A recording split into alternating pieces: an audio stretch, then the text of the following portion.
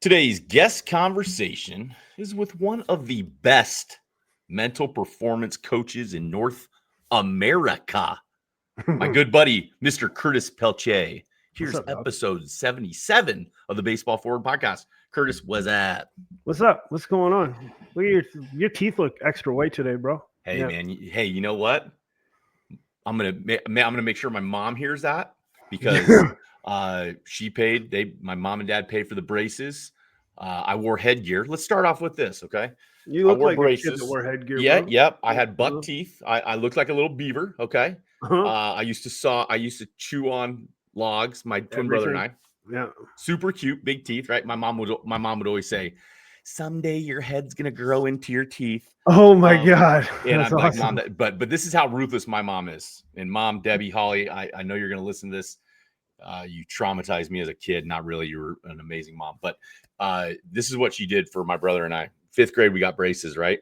Mm-hmm. Well, we had a little overbite. The Hawley family, my dad's side, has a little overbite. So we corrected that.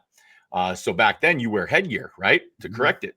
Well, we have an orthodontist appointment in 5th grade on a Friday.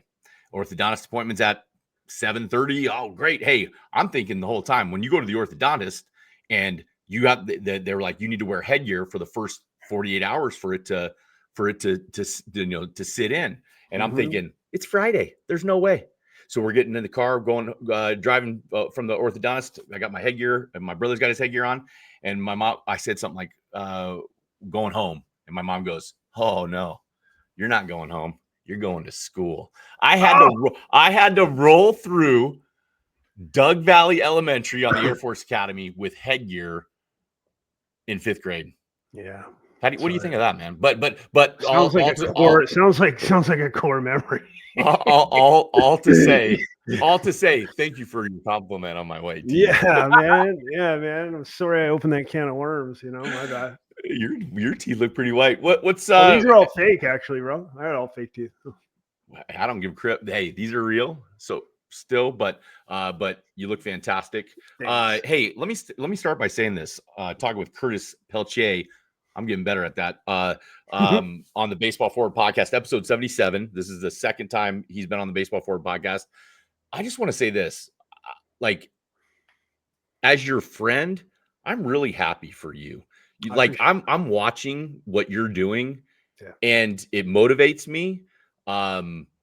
Your content gets better and better. Not like it wasn't bad or it wasn't good, but I'm saying you can tell that you're leveling up. You can tell you're kicking it into another gear.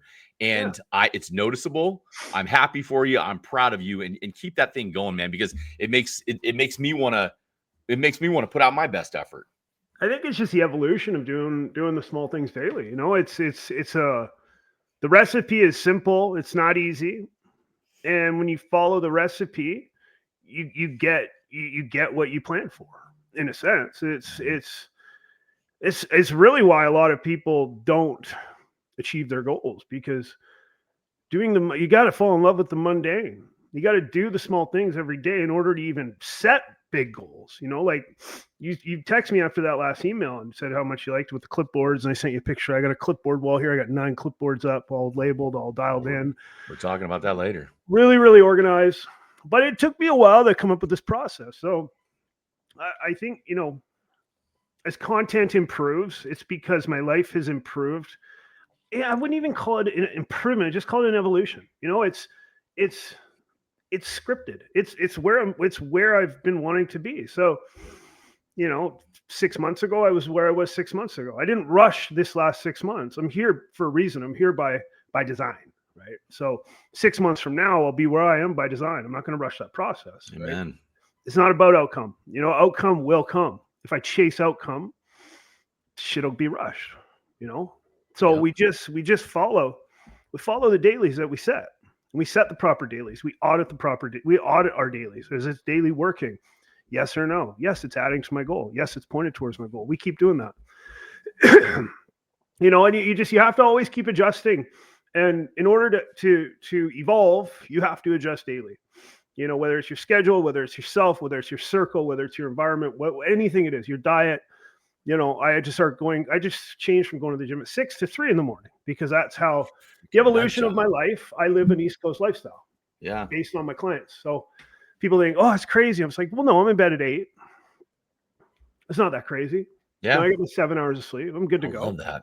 I love that. So it's just, like last night, it was great. The Dodgers kicked the shit out of the Reds, and I could turn it off in the 5th inning. You knew it was over. It was over. Once Ohtani hit the leadoff, I was like, that's it. We're done. Yeah. I mean, shit, I turned it off. It was 8-2 or whatever it was. And, but again, would I love to sit and watch baseball or Netflix? Absolutely. But that's not my priority right now. My priority is bigger, better things. And, that day will come. I've watched enough baseball in my life. I'm good. Hey, so here, I want to ask you this.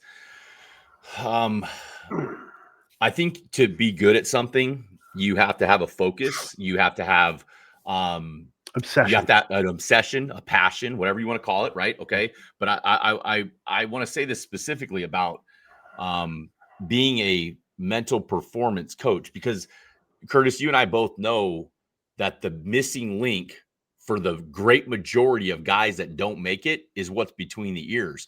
So I want to understand, and I want you to tell me, like, the passion that you have for it is undeniable. Where does that passion for mental performance, coaching mental performance, because you're living it, where does that come from for you? I think it's a combination. It's a combination of not having it when I was in high school, in college. I mean, I had it. Definitely wasn't when I was in high school. I had it. I had that drive. I had that edge, that obsession. I didn't have the ability to reframe self-talk. I didn't have the ability. Visualization was on point when I was 15, 16, 17 years old. I remember that. Give me an example of that visualization. Give me an example of what you were visualizing when you were 15, 16. Hitting bombs in a big spot, making backhanded plays, pretending I was Chipper Jones, pretending I was Jim Thome, comparing myself to those guys, doing what they were doing, imagining myself doing what they were doing. High socks, everything I did looked like them. Yeah. I was being that big leaguer. So it's a form of visualization. It's not comparison. I'm like, no, I am that guy. Like I was up there like Jim Thome. Changed it to be like Chipper Jones. I would do all the things, right? And I would think about it and I'd visualize it. And I think I had a benefit of not seeing it on social media every day. So I had to have, in a sense, my own mental social media kind of thing where I'm running reels through my own head. Wow. Right? Because I mean, shit, you see the same highlights. I mean, I would just watch highlights all day. I would VHS to, World Series games and playoff games and rewatch them. Let me pause you on that, because you're touching on something that I think is extremely beneficial to the young guys coming up. Coach Schwanke and Coach Ward. I mean, I learned so much from these guys that I work with, and I'm so thankful for that. And there's something, one of the categories for hitting is imagery. And I said, I always talk about imagery, and Coach Schwanke would say, it's literally taking like what you want to look like at contact, take Mookie Betts, whoever it is, and take a still frame picture of it, put it up on your wall and look at it every day. So when you're saying the visualization, I'm like, listen, these are high level guys. You got to a high level. These guys are high level coaches, and they're talking about imagery. They're talking about visualization. Expand on that.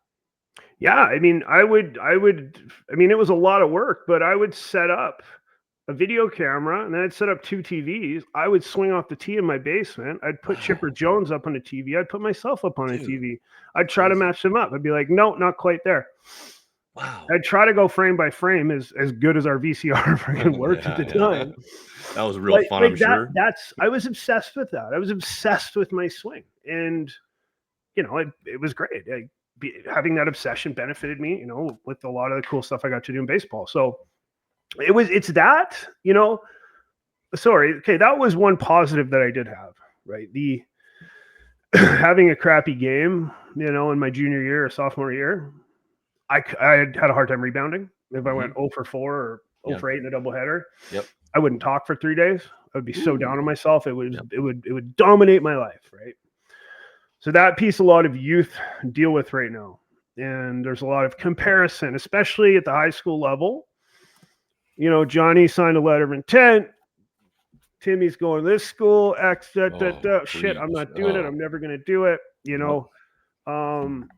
And then honestly, dude, I just think there is so much distraction in the world today, you know.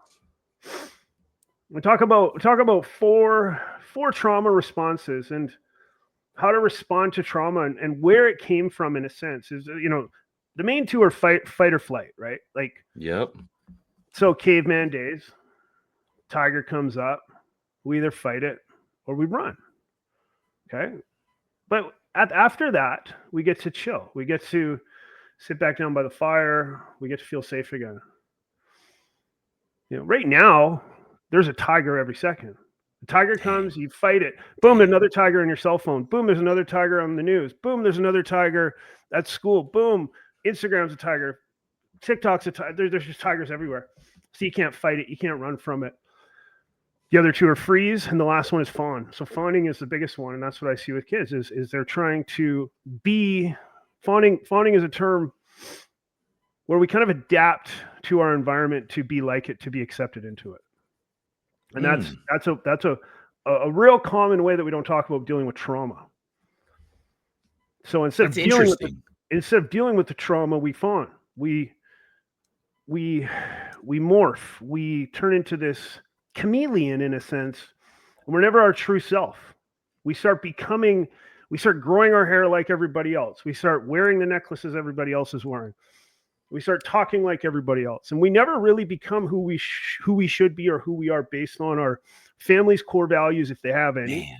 Yes. And we're just another fucking clown, you know, just on their phone. Like, you know, I feel bad for a lot of kids. There's nothing unique to them. You know what I mean? No. And it's hard. The parents, there's a lot more pressure on parents now. They got to hustle. Everything's expensive. Inflation's a real thing. You know, they're hustling 2 jobs. It's not like mom's at home and dad's, you know, at work and doing the chores on the weekend and cutting the lawn. Like, no, man, like they're on their horn at baseball games, making deals, trying to pay for travel ball, trying to do all these things. So talk about tigers, man. They're everywhere.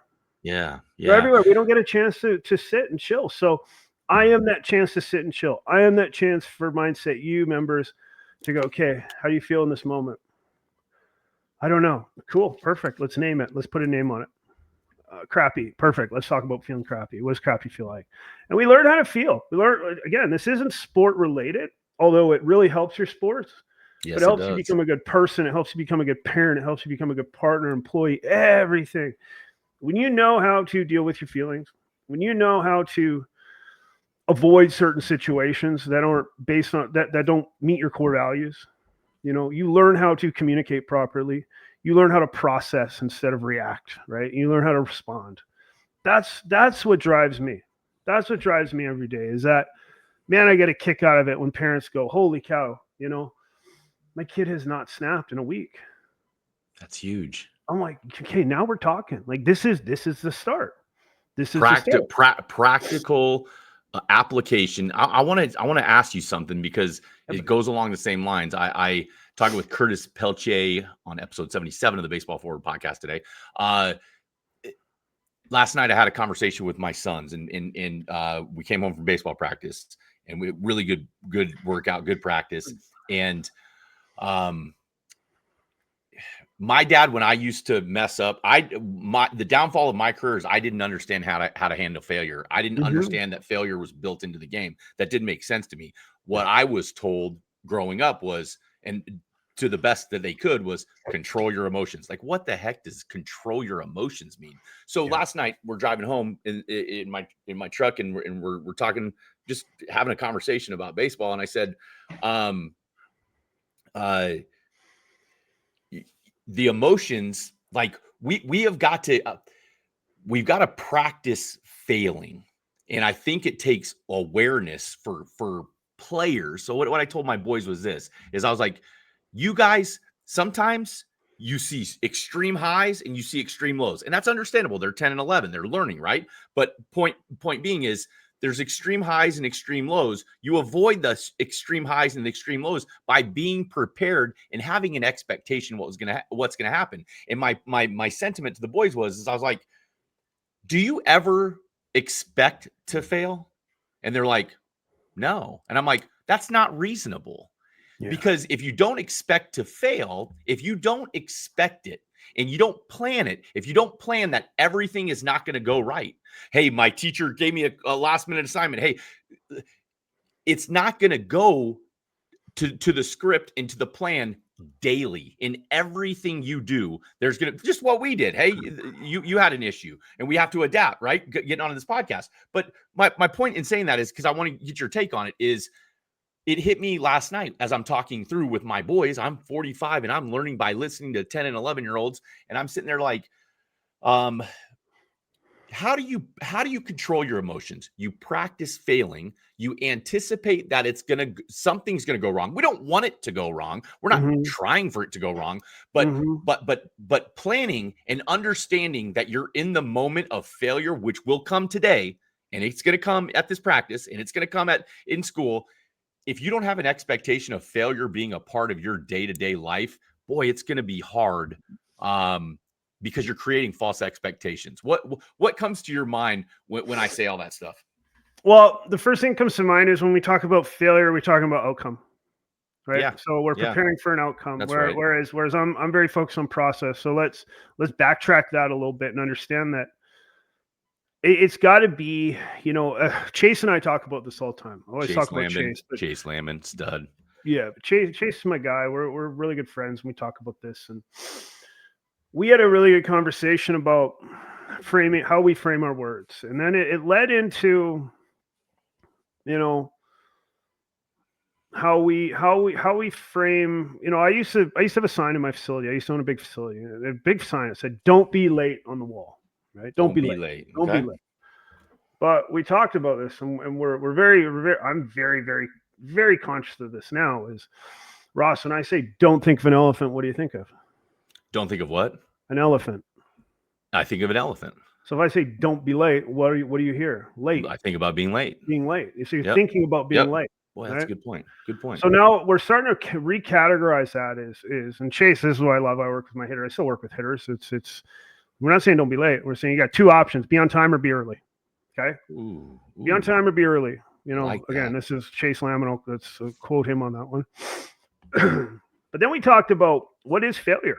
What is failure? Failure is got to be agreed upon by everybody. Okay. So it starts at the top. So if I got a coach and I'm up to bat, let's say it's inter squad. Let's say it's, let's say we're 13 years old and we should be developing. Yeah, we're competing, but who cares about the $20 plastic rings that we're getting after the tournament? Let's work on developing. If I get a coach there who's more focused on his resume and winning the game so he can move up to the next level, failure is going to be a real thing. Failure is going to be a real thing for all of us. Good point. Right? But if I'm a coach and I go to my player, I go, hey, listen, we're going to be early or we're going to be on time. I don't care what he throws you first pitch. You're going to be on time or you're going to be early. Chase and I both agreed on this. I am going to be fired up for you. If you swing at 12 sliders in the dirt and look like an idiot 12 times in a row, go do it. I will be fired up for you. I will be pissed off if you're late on that fastball. First pitch. So what is failure? What is failure? We have to categorize what failure is. We have to categorize it so we have, like you said, realistic expectations. But that failure has to be part of your process. So when I'm working with a kid in the cage, like we're working on hitting the ball. Basically, if he's a right-handed hitter, we're working on hitting the ball to the first base coach's box. Right? Yes. So I'm like, he swings and misses, and he's pissed. I go, no. That's awesome. That is sweet. That's so that good. Fires me up right there because you tried. Your process was on point. Failure is going to be hitting a bomb to left center right now. That's right. So let's be careful about what outcome actually is and what our process actually is, right? So we're talking about process before outcome. So again, your boys, what are we working on here? What's the process? What are we trying to get better at? It might take you 500 swings of letting the ball almost get to the catcher's glove to learn how to hit the ball oppo. Amen. And you might only execute 10% of those.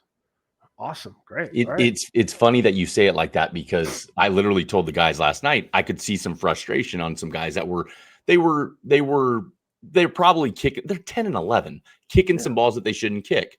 And you can tell that they're getting frustrated.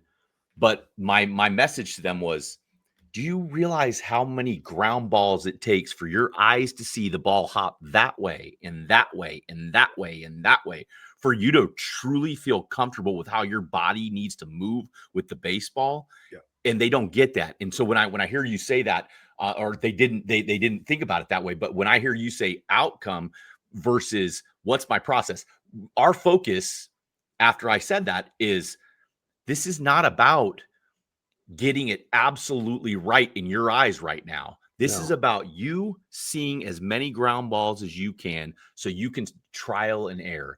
And well, what ground works and what balls, doesn't. ground balls with process. So, all right, we got 3 guys at shortstop. We're running drills. We're running ground balls. All right, what's the process here? The process is we're not on our heels. We are charging balls right now. We are, let's say we're going to do 20 each. We're getting the ball on the run. We're making the throw.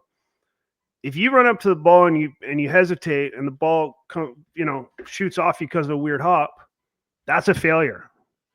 If you run through it and it kicks off the heel of your glove, that's a success. Good.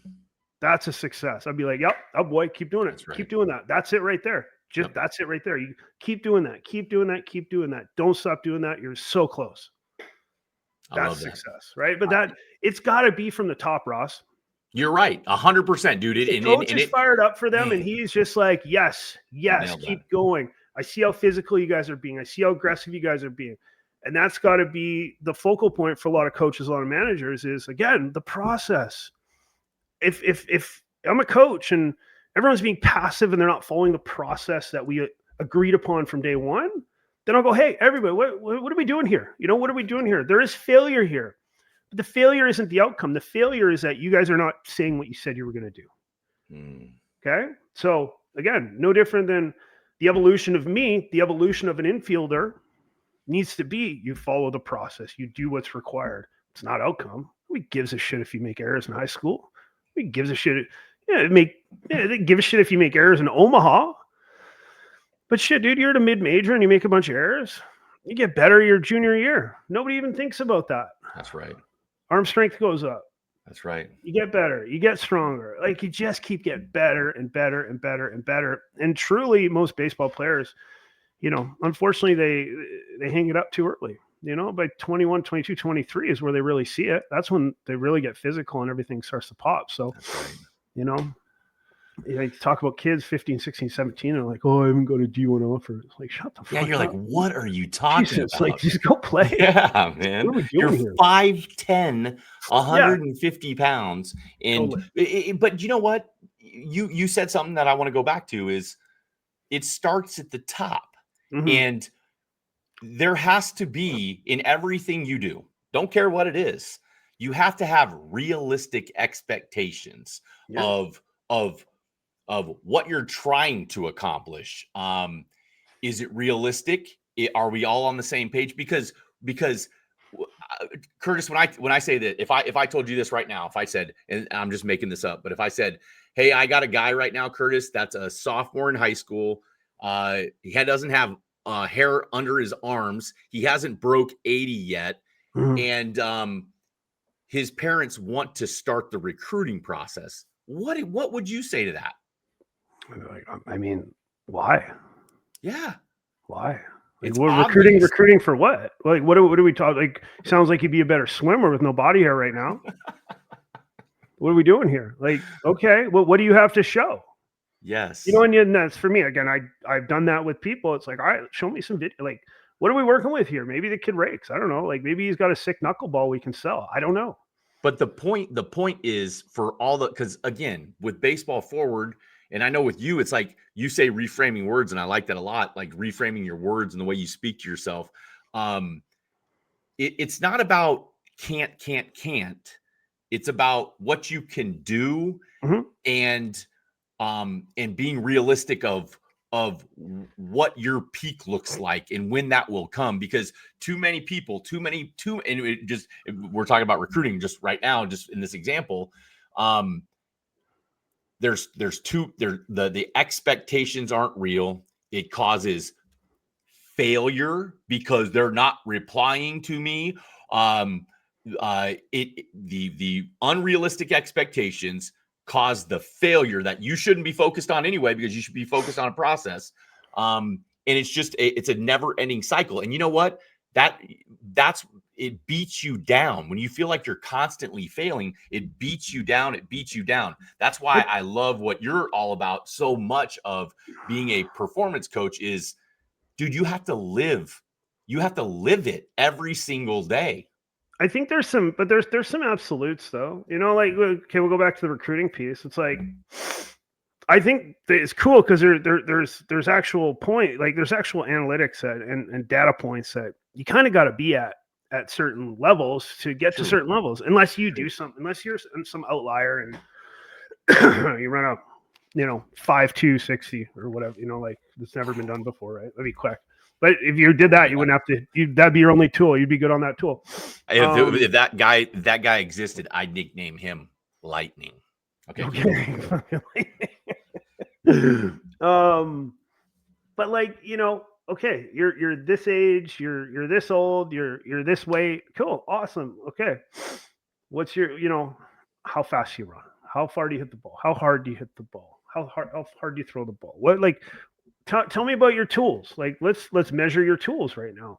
Mm-hmm. And that's usually the easiest way for me is getting a new client is going, well, I'm not saying this. The data is saying this. That's right. You need to get in the weight room.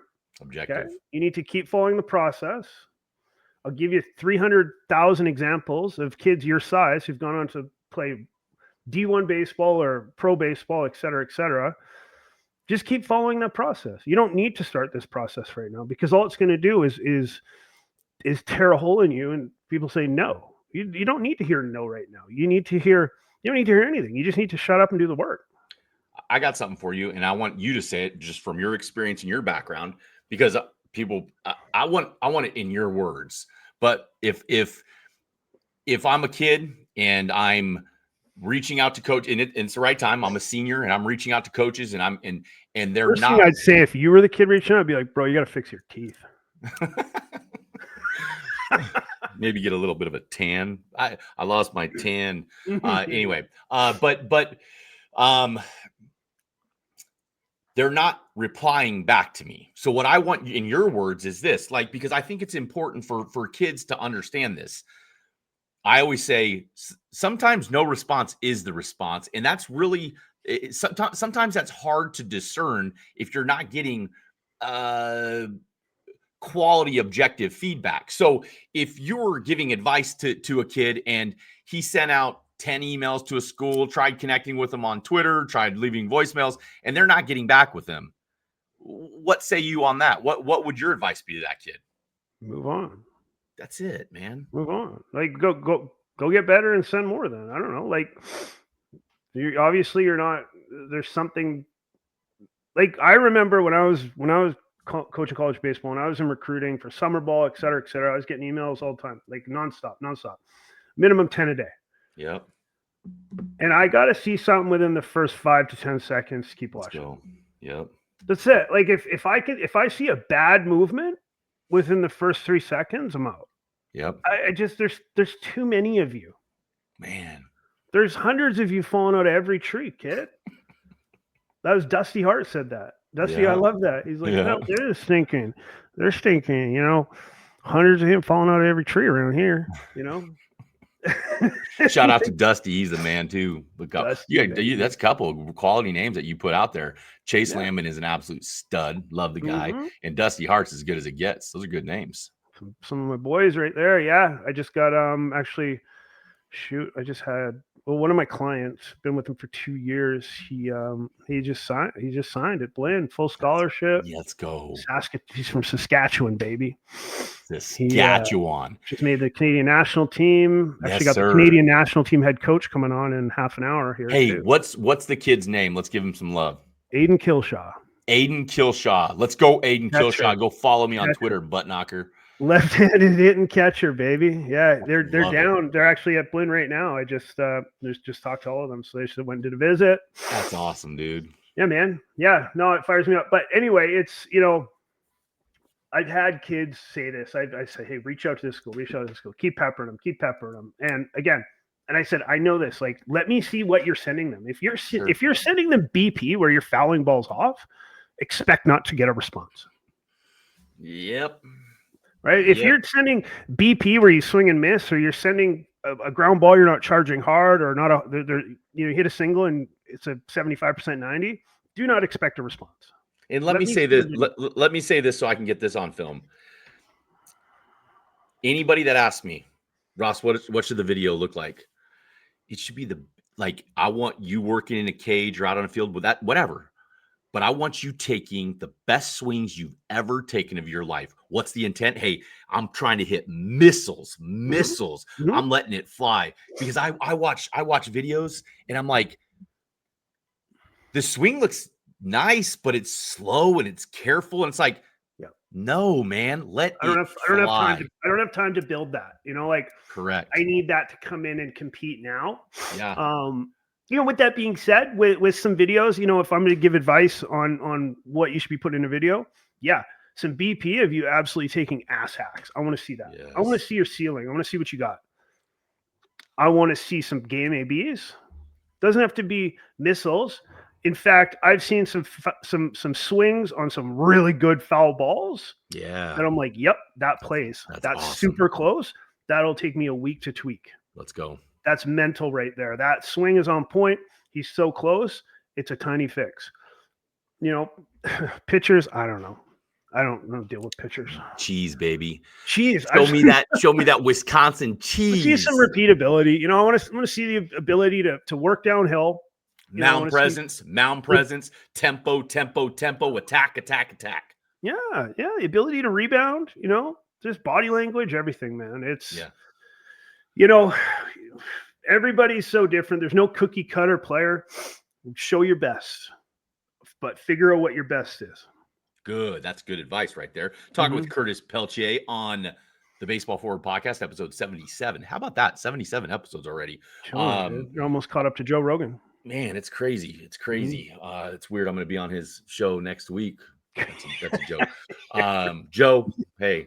But I want to get to what, just like you and I have, we have, text messages back and forth. And you know what? I'm going to say it out there. Just put it out there. I appreciate your friendship. I genuinely do. You're a good guy. Yeah. And I enjoy our time that we communicate. The clipboards, because what I love about how you handle all this stuff is, like, you are putting it out to the people that you work with that, hey, I'm not perfect.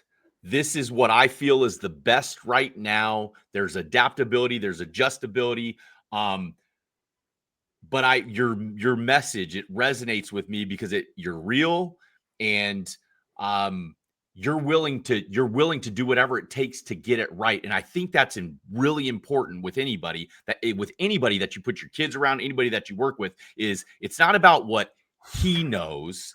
It's about how he can get it as right as he can get it for your son, your daughter, because there's a humility to that it actually it's something that I noticed, and what I said earlier. So I want to know, like, let's break it down, because I've got about 15 minutes, but the clipboards and the stuff you sent me the other day, dig in on that.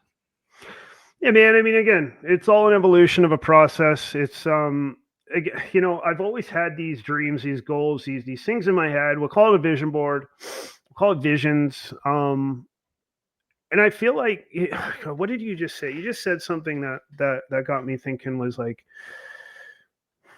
you can get fired up, and you can really, really get excited to do things, but you really got to be careful with that sometimes. And that's something I've learned, is that it's not about always running through a wall. Sometimes it's about knocking and waiting. Love it. And learning about yourself in that process, instead of slamming through that wall or door and not having a plan. Like, there's a time and a place to go shoot a shot. I wrote an article on that. It's like, hey, shoot your shot. It's like, well, no, but can you shoot? If you can't shoot, then don't shoot your shot. You're going to miss by 20 feet. So I think, like, for me right now, my process has been getting to a place, and I think I can use doing it, completing an Ironman for this. It's like, that's huge. I had to really learn that I had to get in shape in order to actually start really getting in shape for an Ironman. Dang. Right. So it's not about just training for an Ironman. It's about getting your body, your diet, your sleep, everything on point for 6 months. Wow. So then you can actually start to really improve your VO2 max. You can really start to improve, your run times, your splits, your bikes, your swim, all of that. You can't just go out and do it. You can try, you're probably going to kill yourself. And that's what I did, right? I ran through the wall. Whereas I should have knocked. I went, hey, I can't breathe. I can't breathe. Anybody there can help me? So humility, yeah, I have a swim coach, I have a swim coach, I have people that advise me on what to do. I mean, shit, dude, it's mini chocolate bar season, my worst time of year. It's like I needed a person on me for diet. Gosh, I hate that. Why? I'm the same stinking way. I'm like, bro, get away it's from like me. I don't eat big chocolate bars, but I will dominate 13 in a sitting real quick and be like, they're small. It's no big deal, right? All good. That didn't equal 1, did it? No, they're tiny. Fuck, what are you talking about? My trash can just looks like never mind. But it's so we go to the clipboards now. We go to the clipboards, and what I realized was, like, in front of me, I've got this massive cork board. Okay, it's got me on a stage at a TED Talk. I made this picture so I could see it. It's a vision. I have Ironman Times. I have my book that I'm writing. I have my PhD that I'm working towards. Wow. I have all of these things. I have where am I at? I'm on day 48 of going to the gym at 3 a.m. You're a freaking nut job, bro. I have all these things here. It's like, okay, cool. Now I have all these things here. I see them. But what are they? They all need their own process now. Okay. All right. So each one. So I have a clipboard that says Ironman. I have a clipboard that says book. I have a clipboard that says speaking. I have a clipboard that says Mindset U. I have a clipboard that says PhD. I have one that says family. I have one that says today. I have one that says recovery, and I have one that says process. Hey, right? do me a favor if you don't mind. I want some excerpts or examples from a clipboard. If you pull one, just pull one down, whichever one you're comfortable with. I want to know, like, because this is really good stuff. It's the vision board, and then it's the details. I'm going to pull out speaking. I just top right speaking. Okay, got it. Here we go. Okay, right. So I have a roadmap laid out. So month 1, October 2025, foundations. Walk expert positioning, EPS, 1 sentence. I help audience to outcome. So they say result, right? So this is October 1. This starts today. This starts this week. That's awesome. Build core assets, website, landing page, demo, 2 to 3 minutes, speaker, 1 sheet. So month 1 is 4 points. Set fee policy, $5,000 keynote plus travel, 50% deposit up front. So these are my 4 keys I'm going to build out in October. This is a 6-month roadmap to actually do my first talk. This is the process here for speaking. Man. This isn't, okay, book a gig today and do it. No, that's running through a wall with no plan. That's right. I'm knocking on the door right now, waiting. I'm figuring it out. Month 2, build a lead list, 100 to 200 organizations, associations, corporate events, universities. Join CAPS for networking. That's month 2. I'm not there yet. Plus e-speaking listing. Warm up bureau. Pause. Kids listening, people listening, listen. I want to make this point. It's not the goal, the outcome. It's literally planning the process. If you want what you say the results are, it's not saying my goal is to be the best hitter. Yeah, great, cool. Whoop-de-doo. Yeah, awesome. That is so beautiful. So you literally have that vision board of what you're striving for. I wish I could show you what I'm looking at right now, but it's literally like a 4 foot by 4 foot. It's massive corkboard with shit all over it. Like it looks like on cop shows when they have strung up for a homicide. Yeah. That's what my life looks like. But again, I have to get really good at process, bro. Like, I am a process guy. I teach process. So it's no different than when I was a hitting instructor. I used to spend an hour a day hitting on my own before I would work with kids, because if I'm going to show them how to do a drill, I better go knock it out of the park. Like, it was the best thing in the world. I'd do a drill on the tee. I'd be like, okay, this, hit it up the middle, hit this target. I do it, boom, 92 off the tee, hit the target. And I'd be like, see, just like that. See, I'm like, it's simple, but that doesn't mean it's easy. Hey, and I want to say this, man, that's such a good point for all the young coaches out there. I became my best version of a coach. And I'll just say breaking down. I played shortstop at a Division II school, and I pitched at a Division I school, and I got drafted, Okay, so yeah, I know how to do it. But I'm telling you, what you just said to me struck a chord with me. You have to be able to show a capacity to still do it. It's easier for a lot of kids to see the movements, and there's nothing wrong with a coach doing what you do and practicing. The best coach I ever was mechanically breaking a guy down.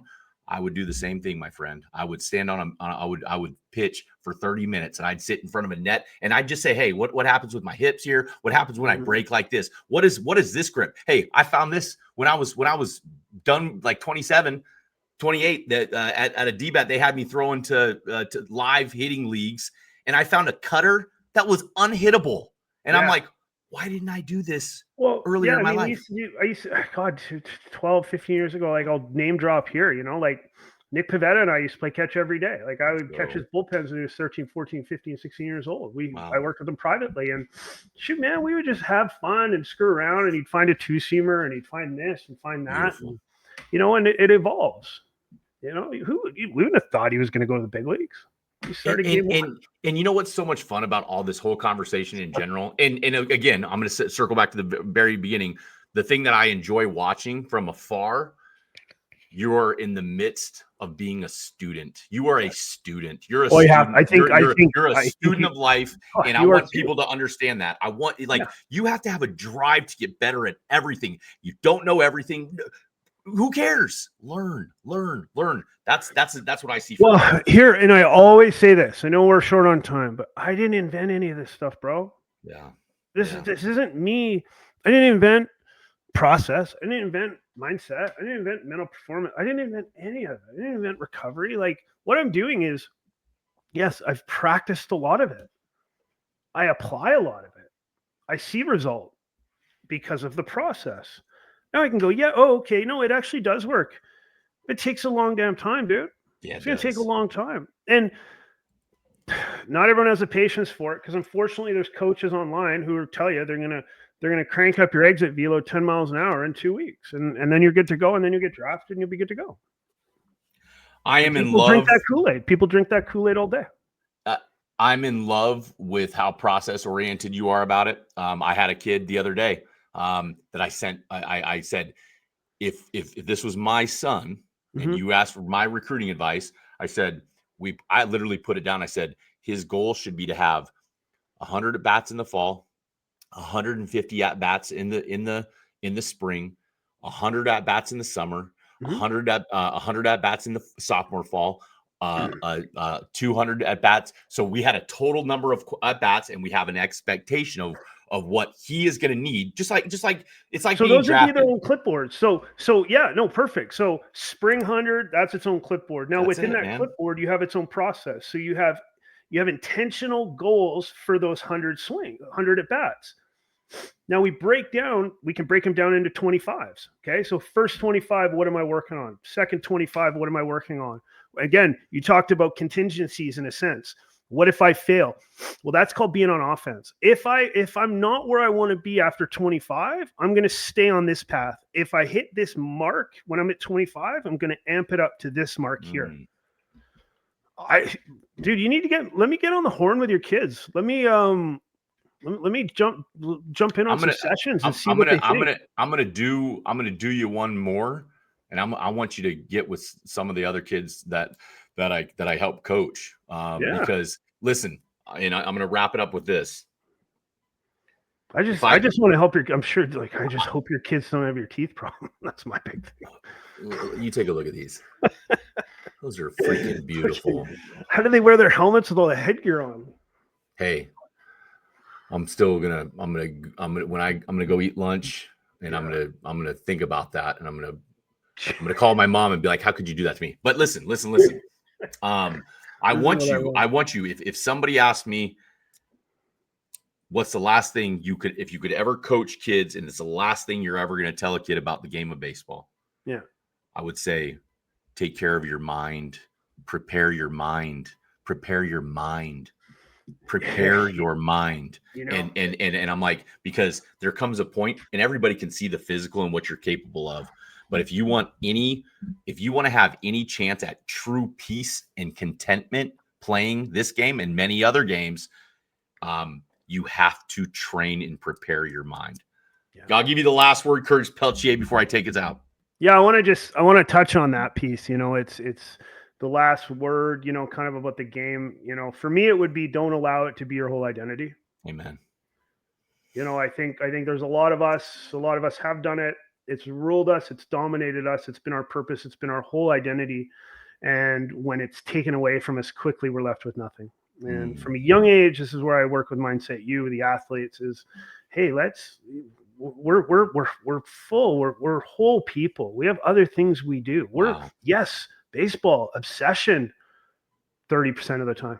How do we shift that focus to something else? And that gives the ability to, again, you said you were multitasking. I don't love that word multitasking. I like shifting from something to another thing. You know, I understand the concept and what you were saying. Sure. You know, you got a second, so you're trying to do something else, and we have to do it. But, you know, giving the kids the understanding that no, okay, baseball's important, but it's not everything. Family is another thing. Family is massive. Man, education, huge, right? Social, massive. Spirituality, enormous. Emotional strength, huge. All of these things are huge. And they're all their own separate things sometimes. And when you're really good at all of them, everything else becomes a little bit simpler. Well said. Yeah. Last quick question for you. Greatest rap song of all time. Hurry up. What do you got? Greatest rap song of all time. What comes to mind? Cream. Wu-Tang. Cash rules everything around me. Wow, dude. I was not. You know what? That makes sense coming from you. I like me some Wu-Tang. What about? Love me some Wu-Tang. I still listen to it, bro. Just hearing Method and Redman. Like when you hear those voices, like, I don't know. Just takes me back, man. The piano riffs, dude. So good. Hey, you know,